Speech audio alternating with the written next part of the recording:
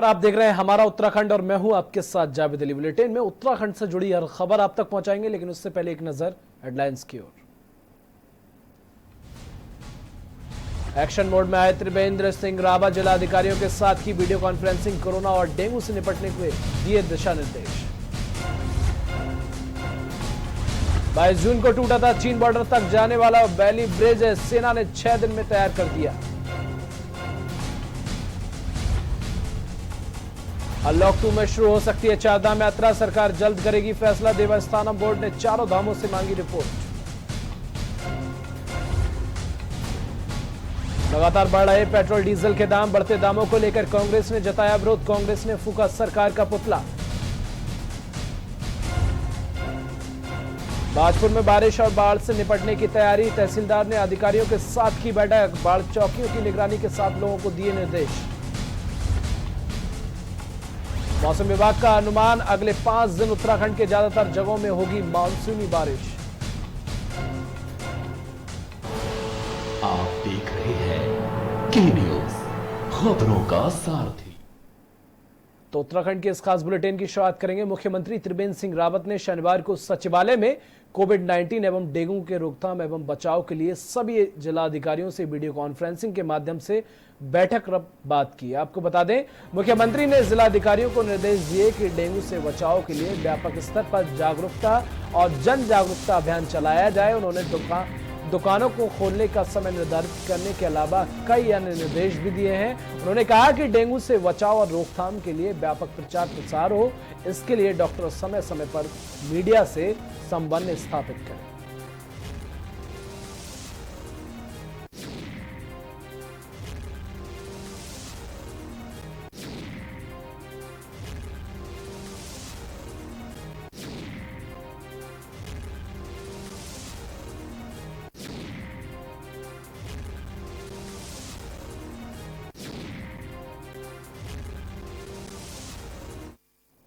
देहरादून में मुख्यमंत्री त्रिवेंद्र सिंह ने कहा कि कोविड-19 के साथ ही प्रदेश में डेंगू की रोकथाम पर भी जरूरी ध्यान देना है। आज सचिवालय में स्वास्थ्य विभाग के साथ समीक्षा बैठक कर मुख्यमंत्री ने डेंगू निरोधात्मक उपाय सुनिश्चित करने के निर्देश दिए। साथ ही अधिकारियों को निर्देशित किया कि कहीं पर भी जलभराव की स्थिति न हो और अस्पतालों में प्लेटलेट्स की उपलब्धता रहे। नगर निकाय अपने क्षेत्रों में फॉगिंग कराएं, डेंगू को लेकर जागरूकता अभियान संचालित किए जाएं।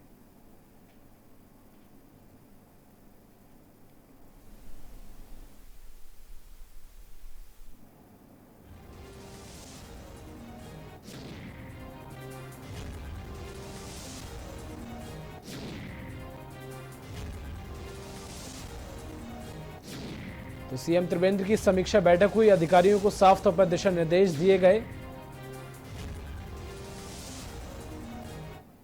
और चारधाम यात्रा कोरोना टेस्ट के लिए निजी लैब। उत्तराखंड सरकार ने कोरोना की रोकथाम के मद्देनजर जांचों का दायरा बढ़ाने के लिए निजी प्रयोगशालाओं में कोविड-19 की जांच के लिए अधिकतम दरें निर्धारित कर दी हैं। इस पर मुख्यमंत्री ने क्या कुछ कहा, आपको सुनाते हैं।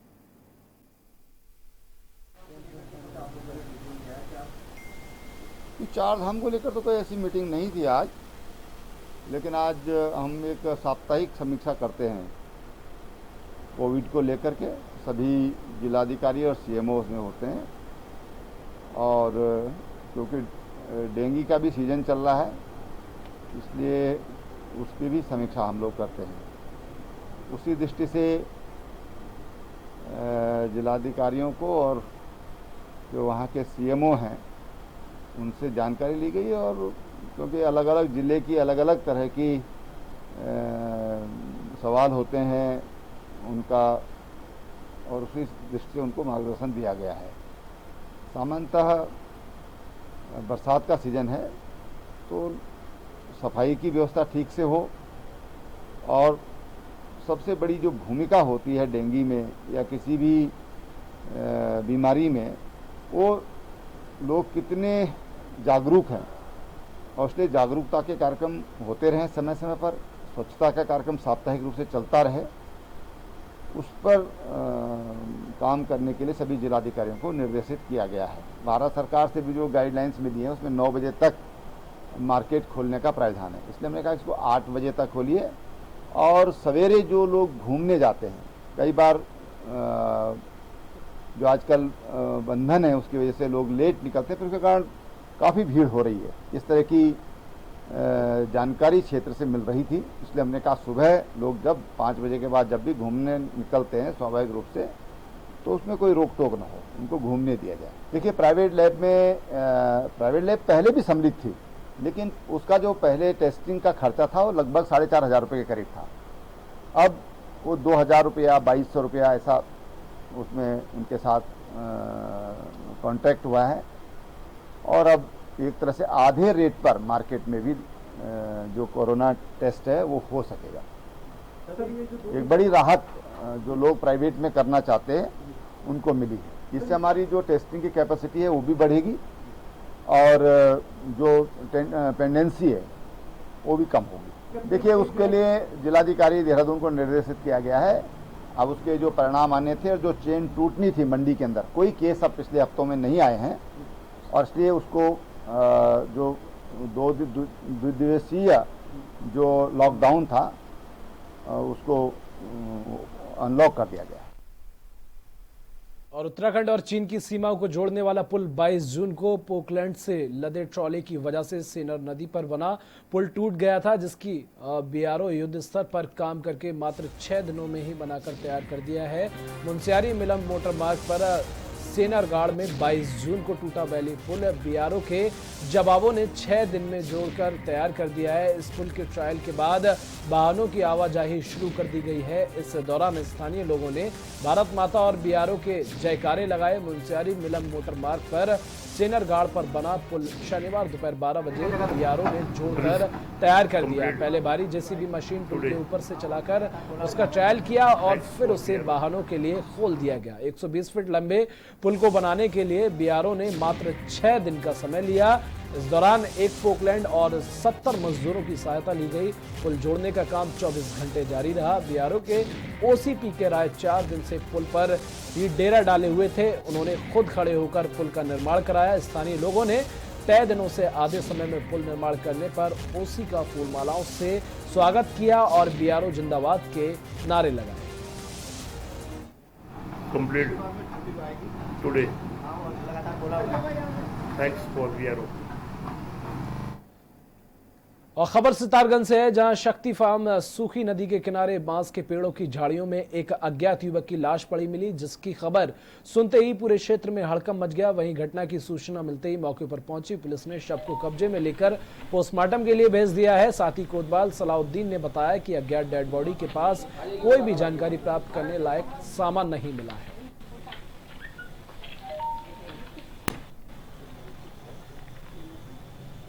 इसकी कोई जानकारी प्राप्त नहीं हो पाई है। अभी इसकी शनाख्त भी नहीं पाई है। काफ़ी लोगों को दिखाया गया है।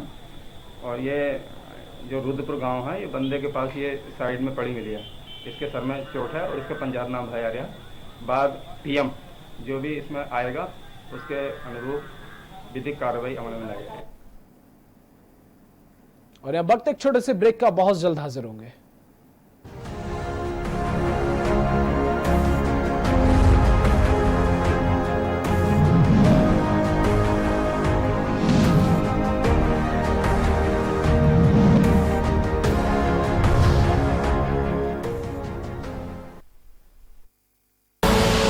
आप देख रहे हैं के न्यूज, खबरों का सारथी। मुख्यमंत्री लाए हैं प्रदेश के युवा और उत्तराखंड लौटे प्रवासियों के लिए मुख्यमंत्री स्वरोजगार योजना। इस योजना के तहत प्रदेश के कुशल और अकुशल दस्तकार, काश्तकार, हस्तशिल्पी और बेरोजगार युवा कोई भी कारोबार शुरू कर सकते हैं, जैसे मुर्गी पालन, डेयरी खोलना, खुद का मिल्क बूथ शुरू करना, मछली पालन, ढाबा, रेस्टोरेंट, दुकान खोलना, ब्यूटी पार्लर आदि। इस योजना के तहत पात्र आवेदकों को राष्ट्रीयकृत बैंकों, सहकारी बैंकों और क्षेत्र ग्रामीण बैंकों से लोन मिल सकेगा। लोन पर सब्सिडी भी मिलेगी। मैन्युफैक्चरिंग क्षेत्र में अधिकतम 25 लाख और सर्विस सेक्टर में अधिकतम 10 लाख तक का लोन मिल सकता है। सीमांत क्षेत्र में मैन्युफैक्चरिंग प्रोजेक्ट लगाने के लिए 25 लाख पर 25% यानी 6.25 लाख की सब्सिडी मिलेगी। इसी तरह दूरस्थ पहाड़ी जिलों में 10 लाख की परियोजना पर 25% यानी 2.5 लाख की सब्सिडी मिलेगी। इसी तरह बी श्रेणी के जिलों में ये सब्सिडी 20% है, जबकि मैदानी क्षेत्र में 15%। सामान्य श्रेणी के आवेदक को लागत की 10%, जबकि अन्य श्रेणी के आवेदक को 5% मार्जिन मनी जमा करनी होगी। तो आइए मुख्यमंत्री स्वरोजगार योजना अपनाएं और राज्य के विकास में भागीदार बने। योजना की अधिक जानकारी के लिए आप इन नंबर पर कॉल कर सकते हैं।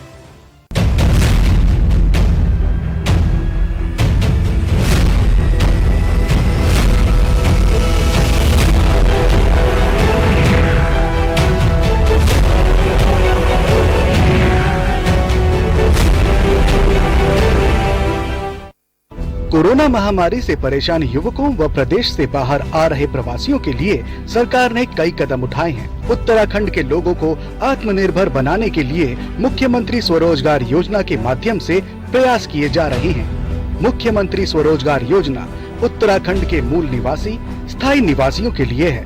इस योजना को करने के लिए राष्ट्रीयकृत बैंक, क्षेत्रीय ग्रामीण बैंकों के साथ साथ कोऑपरेटिव बैंकों से आसानी से ऋण प्राप्त हो रहे हैं। सहकारी विकास परियोजना तथा गंगा गाय महिला डेयरी योजना व आंचल मिल्क बूथ स्थापित करने के लिए 25 लाख रुपए तक का लोन सब्सिडी के साथ दिया जा रहा है। मुख्यमंत्री स्वरोजगार योजना की पंजीकरण से लेकर ऋण प्राप्ति तक की संपूर्ण जानकारी वेबसाइट पर जाकर ले सकते हैं और वेबसाइट के माध्यम से आवेदन भी कर सकते हैं। स्वरोजगार अपनाएं, उत्तराखंड को आत्मनिर्भर बनाएं।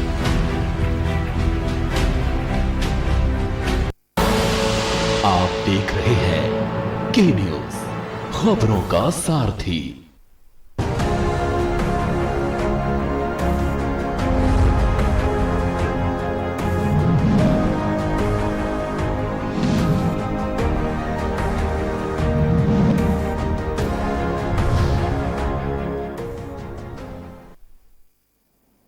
ब्रेक के बाद एक बार फिर आप सभी का स्वागत है। तो पेट्रोल और डीजल के दाम बढ़ाए जाने को लेकर कांग्रेसी कार्यकर्ताओं ने केंद्र सरकार के खिलाफ जमकर प्रदर्शन करने पर सरकार द्वारा कांग्रेस कार्यकर्ताओं पर मुकदमा कर दिया गया, जिसको लेकर कांग्रेस कार्यकर्ताओं में भारी आक्रोश दिखाते हुए कोटद्वार के मालवीय उद्यान में प्रदेश सरकार के खिलाफ जमकर नारेबाजी करते हुए प्रदर्शन किया। साथ ही मांग की है कि सरकार सभी कांग्रेस कार्यकर्ताओं हुए मुकदमे पर वापस ले। अगर सरकार ऐसा नहीं करती है तो कांग्रेस कार्यकर्ता उग्र आंदोलन करेंगे। कांग्रेसी कार्यकर्ताओं का कहना है कि अंतर्राष्ट्रीय स्तर पर तेल की कीमतें घट रही हैं, वहीं केंद्र सरकार पेट्रोल और डीजल की कीमतों को बढ़ा रही है। जहां केंद्र सरकार किसानों की आय दोगुना करने की बात करती है, वहीं किसानों की कमर तोड़ दी जाती है।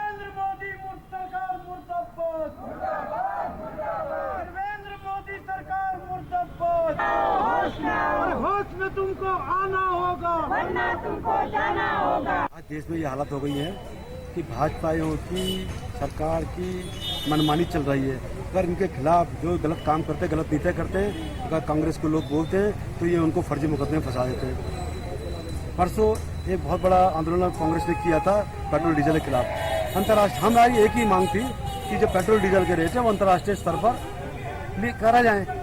उसके अंदर इन्होंने क्या किया, जो हमारे प्रदेश अध्यक्ष थे प्रीतम सिंह जी, उनके खिलाफ, उनके साथियों के खिलाफ और उत्तराखंड में और भी कई जगह उन लोगों के खिलाफ इन्हें फर्जी मुकदमे दर्ज कर दिए। उसके खिलाफ आज हम लोग यहाँ पर आंदोलन कर रहे हैं। और खबर सितारगंज से है, जहां बीती देर रात गोविंदपुर गांव में देवीदास के घर में एक मगरमच्छ घुस गया, जिससे गांव में खलबली मच गई। दहशत ज़दा ग्रामीणों ने इसकी सूचना वन विभाग को दी, जिस पर वन विभाग की टीम ने मौके पर पहुंचकर मगरमच्छ का रेस्क्यू कराकर घर से बाहर निकाला। लेकिन देवीदास का पूरा परिवार दहशत में रात भर जागता रहा।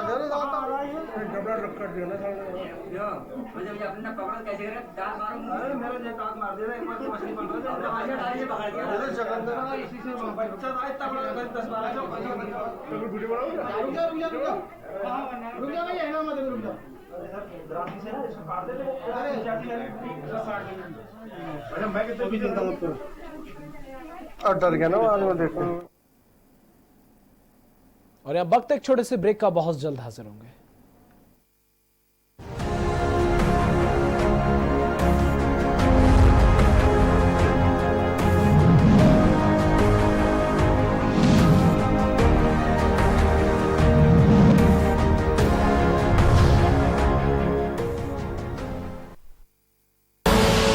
आप देख रहे हैं के न्यूज, खबरों का सारथी।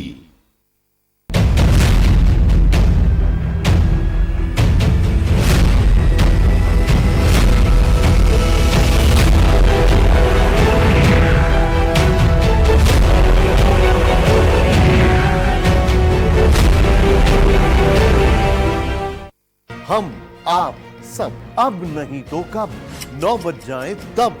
बहुत हुई राजनीति की माया, हम बताएंगे कि आपके हिस्से में क्या आया। फिक्र आपकी, सोमवार से शुक्रवार रात 9 बजे। TV9 भारतवर्ष, अब तो सब देख रहे हैं। तुम्हारा मास्क है विवेक? सर बाहर डेस्क पर। वो जो नोटिस दीवार पर लगा है जरा पढ़ के सुनाओ। सर पढ़ो पढ़ो। कोरोना से बचने के तरीके और ऑफिस के नए नियम। हर वक्त मास्क पहनकर रखें, सोशल डिस्टेंसिंग मेंटेन करें, हाथ मिलाने से बचें, हाथों को नियमित रूप से धोएं। अपने पास एक अल्कोहल बेस्ड सैनिटाइजर या साबुन रखें, जिससे रेगुलर इंटरवल में अपने हाथ साफ करें। कोई भी सिम्टम दिखे तो घर पर बैठकर काम करें। समझ आया? सर केंद्र सरकार एवं राज्य सरकार द्वारा निर्धारित नियमों और दिशा निर्देशों का पालन करें। अधिक जानकारी के लिए कॉल करें 1077 पर। जिला प्रशासन देहरादून द्वारा जनहित में जारी। आप देख रहे हैं के न्यूज, खबरों का सारथी।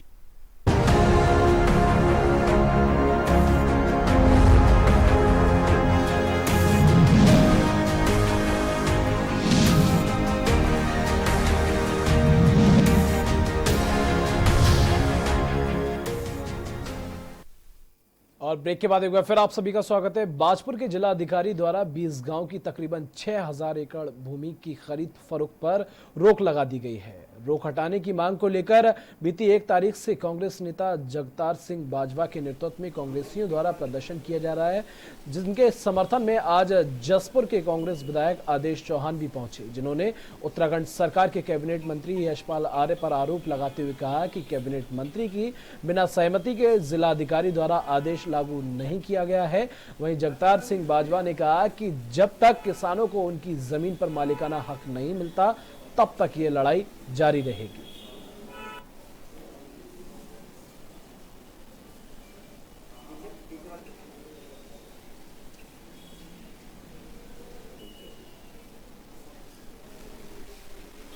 कैबिनेट मंत्री जिस विधानसभा में बैठा हो और वहां हिटलर निर्णय को डीएम ले, ये संभव नहीं है। यहाँ निश्चित मैं समझता हूँ कैबिनेट मंत्री का इसमें कोई ना कोई रोल है, और नहीं तो जनता के साथ खड़ा होना चाहिए और ऐसे निर्णय या तो वापस कराने की क्षमता रखनी चाहिए, नहीं तो कैबिनेट मंत्री को इस्तीफा देना चाहिए। क्योंकि जो भी जनता चुनकर भेजती है वो अपने हितों के लिए भेजती है। किसी को विधायक बनाती है, मंत्री बनाती है, तो उसका दायित्व है कि वो जनता के साथ सुख और दुख में खड़ा मिले। लेकिन मैं समझता हूँ कि ऐशो आराम के लिए ये सरकार बनी है और इन्हें किसी भी गरीब जनता से कोई लेना देना नहीं है।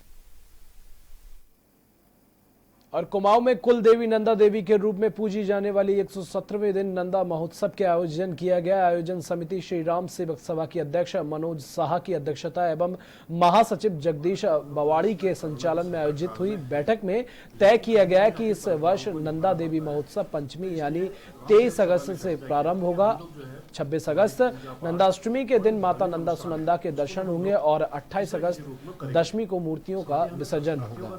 यह भी तय किया गया है कि शासन प्रशासन द्वारा जारी किए गए निर्देशों का पालन करते हुए नंदा देवी के धार्मिक अनुष्ठान पूजा पाठ विधि विधान से संपन्न कराए जाएंगे। सामाजिक दूरी बनाते हुए श्रद्धालुओं को लाइव टेलीकास्ट के जरिए श्रद्धालुओं को माता नंदा सुनंदा के दर्शन कराए जाएंगे।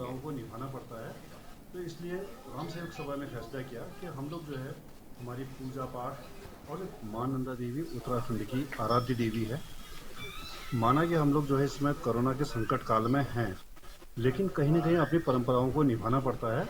तो इसलिए राम सेवक सभा ने फैसला किया कि हम लोग जो है हमारी पूजा पाठ और जो धार्मिक अनुष्ठान है उसको तो हम लोग किसी न किसी रूप में करेंगे। साथ ही हमें दर्शनार्थियों का भी हमें ख्याल रखना पड़ता है, यहाँ की जनता का ख्याल करना पड़ता है। तो उसके लिए हमने ये सोचा कि हम इसको लाइव टेलीकास्ट के जरिए लोगों को इसको दर्शन कराएंगे, तो सुगम रास्ता होगा। और डोईवाला के लच्छीवाला वन प्रभाग के दूधली क्षेत्र में जंगली जानवरों का आतंक व ग्रामीणों पर हमले काफी ज्यादा बढ़ गए हैं, जिससे लोगों का घरों से निकलना मुसीबत भर हो गया है। लच्छीवाला रेंज के नागल बुलंदा इलाके किशनपुर ग्रांट गांव में उत्पाती बंदरों ने लोगों का घरों से निकलना दूभर कर दिया है, तो वहीं रात होते ही गुलदार भी घर के आंगन तक पहुंच रहा है।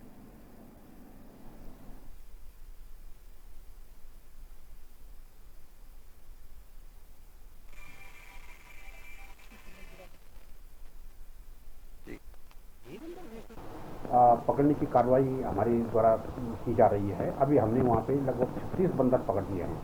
36 जो उत्पाती बंदर हैं जो लोगों को काटने के लिए जा रहे हैं, तो वो चिन्हित करके उनको हमने पकड़ा है। पिंजरे में कैद किए हुए हैं और उनको हमने रेस्क्यू सेंटर टीरापुर भेज दिया है। एक ग्राम सभा है, ये मजरा है, और ग्राम सभा नागल बुलंदा वाला है, और एक किशनपुर ग्राम का एक क्षेत्र है जो कि जंगल से सटा हुआ है, और इसमें अधिकतर गुलदार और बंदर और हाथियों का आतंक चलता ही रहता है। और बीच बीच में फॉरेस्ट विभाग को इसकी सूचना दे दी जाती है, जिससे कि उनके रेंजर द्वारा उनके फॉरेस्ट गार्ड या आदि स्टाफ को यहाँ भेज दिया जाता है, तो गश्त लगाते हैं। लेकिन गश्त लगाने के बावजूद भी कोई ना कोई जानवर किसी न किसी दिन कोई घटना करके चला जाता है।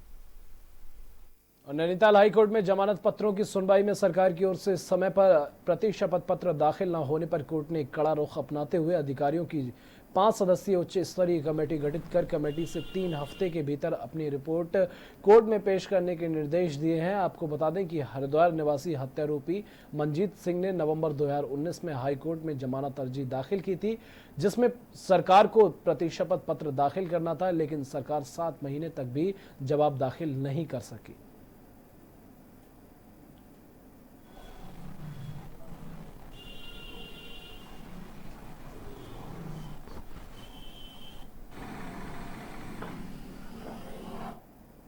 और काशीपुर में क्वारंटीन सेंटर में ड्यूटी पर तैनात 2 महिला पुलिस कर्मियों समेत 9 लोग कोरोना पॉजिटिव पाए गए हैं। सभी को इलाज के लिए रुद्रपुर के कोविड केयर सेंटर भेज दिया गया है। कोरोना नोडल अधिकारी डॉक्टर अमरजीत सिंह ने बताया कि 20 और 21 जून को भेजे गए सैंपलों की रिपोर्ट आई है। इन रिपोर्टों में 2 महिला पुलिसकर्मियों समेत 9 लोग कोरोना पॉजिटिव पाए गए हैं। जिन 2 महिला पुलिसकर्मियों की रिपोर्ट पॉजिटिव पाई गई है, उनकी ड्यूटी बाजपुर रोड स्थित सेंटर में लगाई गई थी। 2 महिला पुलिसकर्मियों के पॉजिटिव आने के बाद पुलिस विभाग में हड़कंप मच गया है।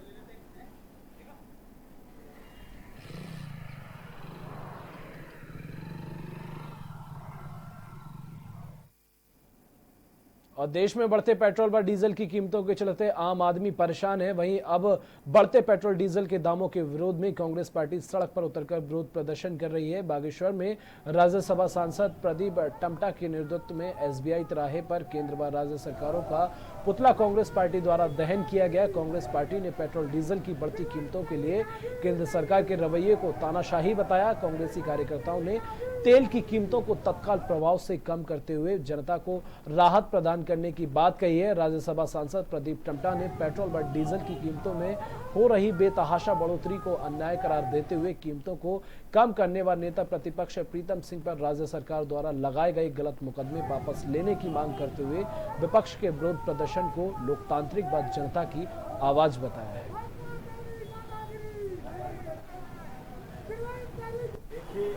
लगातार पेट्रोल और डीजल के दाम अंतर्राष्ट्रीय मार्केट में कम हो रहे हैं और पिछले 15-20 दिनों से इस देश में लगातार पेट्रोल और डीजल के दाम आसमान छू रहे हैं। कांग्रेस पार्टी ने मांग की थी कि अंतर्राष्ट्रीय स्तर पर जो दाम कम हो रहे हैं उसका लाभ आम उपभोक्ताओं को दिया जाए। और बात अब बागेश्वर की कर लेते हैं, जहां पर लगातार बारिश से जनजीवन प्रभावित होने लगा है। कपटकोट क्षेत्र में आधे दर्जन सड़क पहाड़ों से मलबा आने से बंद हो गए हैं। मलबा आने से कफलिक के मेरा मोटरमार्ग, तोली मोटरमार्ग, धर्मघर, मजिया खेत मोटरमार्ग, संगाड़ बास्ती और मोटरमार्ग पोथिंग शोभा कुंड और मोटरमार्ग ढलान खोनोली मोटरमार्ग के बंद हो जाने से 2 दर्जन से अधिक गांवों का संपर्क टूट चुका है। बागेश्वर जनपद का कपकोट क्षेत्र बरसात के समय आपदा की दृष्टि से अति संवेदनशील क्षेत्रों में से एक है। यहाँ हर साल बरसात के समय ग्रामीणों को बहुत परेशानी झेलनी पड़ती है। सड़कों के बंद हो जाने से ग्रामीणों की समस्या बढ़ गई है।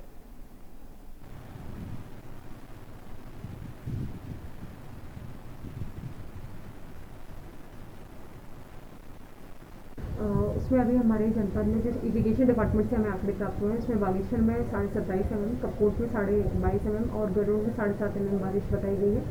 और जैसा कि आप देख रहे हैं कि नदी का जलस्तर भी हमारा लगातार बढ़ता जा रहा है, तो इसमें सभी तहसीलों को, थानों को अलर्ट किया गया है। इसके अलावा हमारी एक जल पुलिस चौकी भी बनाई गई है बागनाथ मंदिर के पास। और इस बारिश से हमारी अभी 6 हमारे ग्रामीण मोटर मार्ग बंद है और सभी मार्गों में संबंधित विभागों के द्वारा पीडब्ल्यूडी और पीएमजीएसवाई के द्वारा जेसीबी भेजी गई है और काम लगातार किया जा रहा है। और इसी के साथ हमारा उत्तराखंड में बस इतना ही। हर बड़ी जरूरी खबर के लिए देखते रहिए के न्यूज इंडिया।